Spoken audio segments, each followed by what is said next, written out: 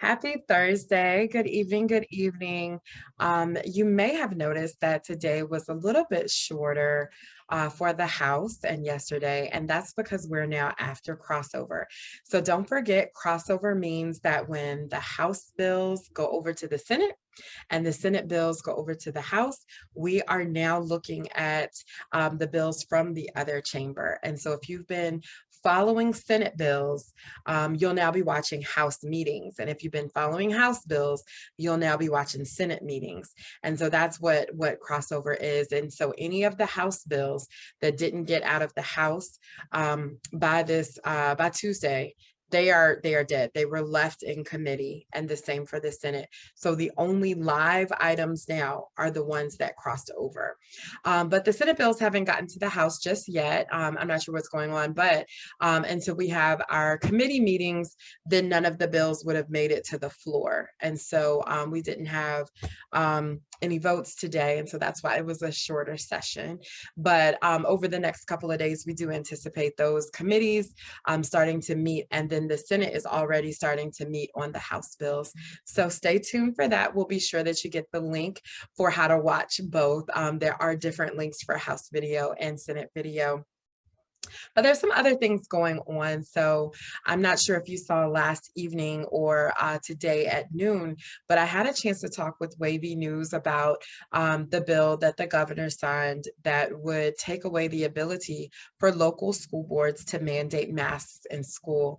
And there's just been so much response to that on social media and our emails, phone calls, text messages. And a lot of the conversation is really about the students who are immunocompromised, the staff, the teachers, immunocompromised, where masks really help. And so one of the things that I just have to reiterate is we don't need a mandate in order to do the right thing, in order to protect those that are around us. Like we learned at the beginning of this pandemic, when I wear a mask, it is protecting you. And when you wear a mask, it is protecting me.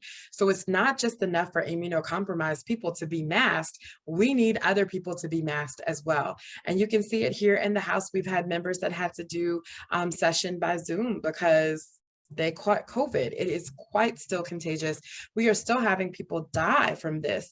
And just because we're not in as bad a position as we were before doesn't mean that every life should not be protected. And so that conversation still continues. Please, teach your children to care about others. And sometimes it's not really about our own personal freedom, but what it means to be in community with others and what it means to have love and compassion for others. And I hope that is the message that we are teaching our children. We'll save the rest of that conversation for a later date. Also, still know that there are still opportunities to get your vaccines and your booster shots in Newport News and Hampton. And so please continue to encourage all of those that you know and love to seek those vaccines and boosters so that we can really get beyond this. Today, I also had a meeting with some constituents, and I was able to meet with Chiquita and Marquita Hubbard with Living with Disabilities. And we were talking about the amazing work that their organization is doing, continues to do, and just making sure that we're amplifying organizations that are really doing the work. And I told y'all, my motto is be the change, do the work. Well, they are absolutely doing that and really raising awareness about what life with disabilities looks like and how you can keep going with that, but how our policies need to reflect the lived experiences of those with disabilities and being inclusive and showing an awareness for that. So we are still working together locally and on the state level for that. So let's see what's coming up. So tomorrow may be another short session as well. I know we're going in early. Session starts at 9 o'clock tomorrow morning.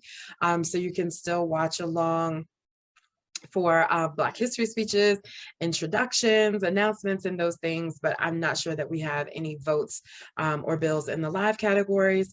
And then this weekend is major. On Sunday, I believe at 1 o'clock is when the House Appropriations Committee is meeting. They're going to be releasing their budget.